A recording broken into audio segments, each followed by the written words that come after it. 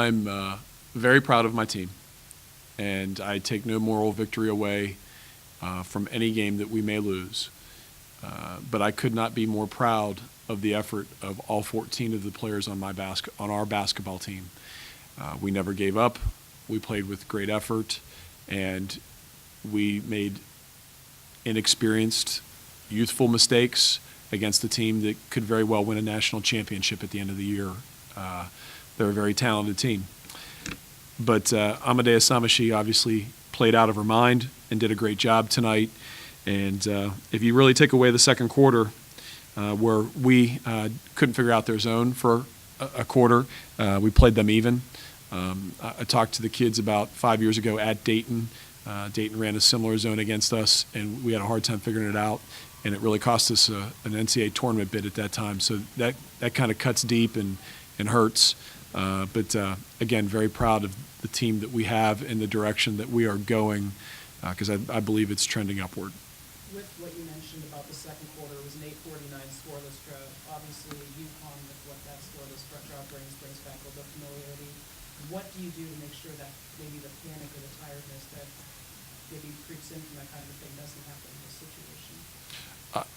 You're going to get tired. I don't think that's what caused it. I think that we didn't scheme correctly, and that's not on Matt, our offensive coordinator. It's more on me.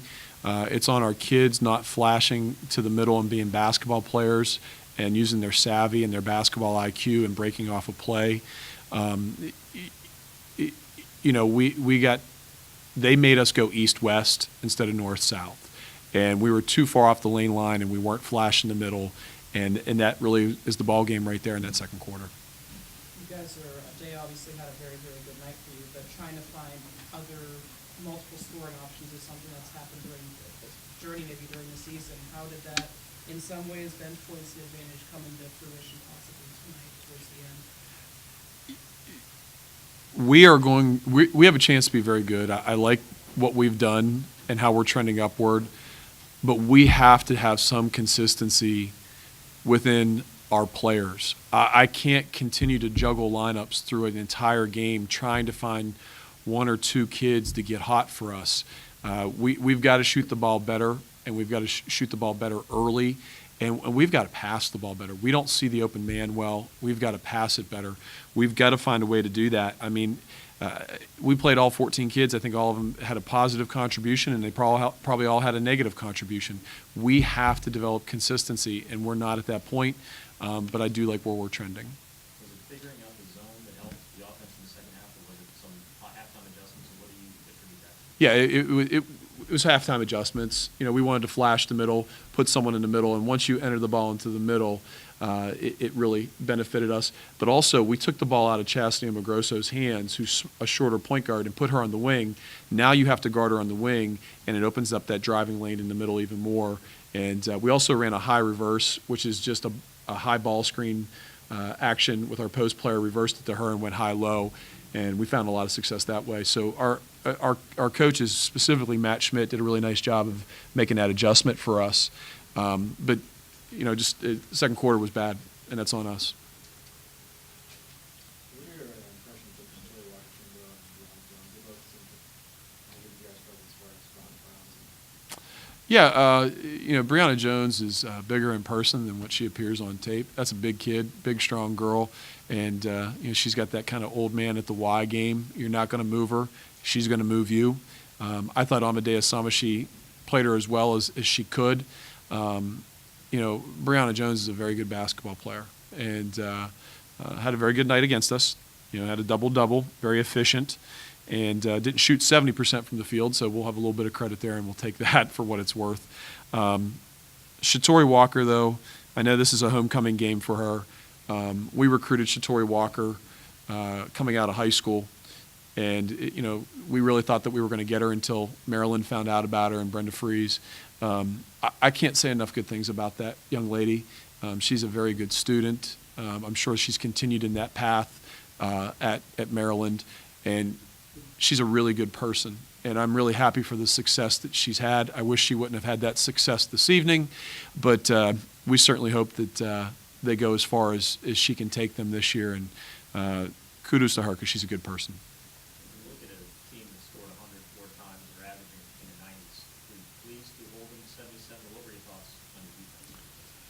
I thought we defended pretty well. I thought we could have actually defended better. We had missed assignments in the first half where we allowed them to shoot the open three at the end of the half, and we had a couple times where they had leak outs and they got the ball and they got a couple. They probably had 8 points in transition after made baskets, which is inexcusable on our end. I thought we defended as well as we could. No, let me rephrase that. I thought we defended well. I thought we could have defended even better, but. It is what it is. What was most impressive to you about Amadea? Amadea came to us and we called her Hungarian spaghetti when she came to us. She did not like contact. She had a very European game where she would just step in front of people. And she has been diligent in the weight room, probably our hardest worker maybe ever in the weight room, to change her body and become very wiry, strong, and to embrace physicality. I've coached for 20 years, and she's one of the 3 hardest working players I've ever coached. And on top of that, you look at her academic piece and how strong she is in a very difficult accounting major and already accepted a position with PricewaterhouseCoopers upon graduation. You can't ask for a better student athlete than Amadea Samashi. And I'm really proud of how she played more defensively than offensively. Assessing the game as a whole, do you look at the positive, the emotion at the end of the first quarter, the rally, the perseverance in the fourth, and try to maybe take that and encapsulate that for what's been an uneven maybe season getting the teams you face? Yeah, you have to. I mean, we really believe that, that it's a beacon of light the way that we played. We got contributions from all 14 people. I've said before, I am clearly the person that is responsible for the schedule that we have, and that schedule was a little too difficult.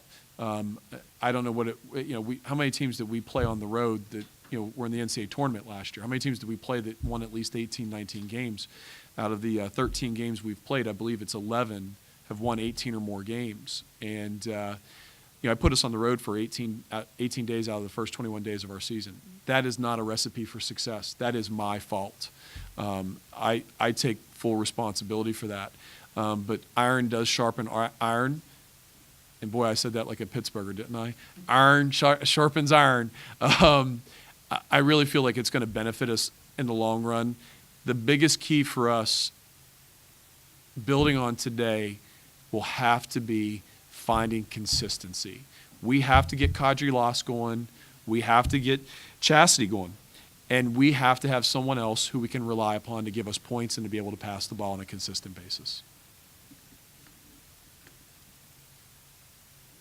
Thank you for supporting women's basketball. Thank you.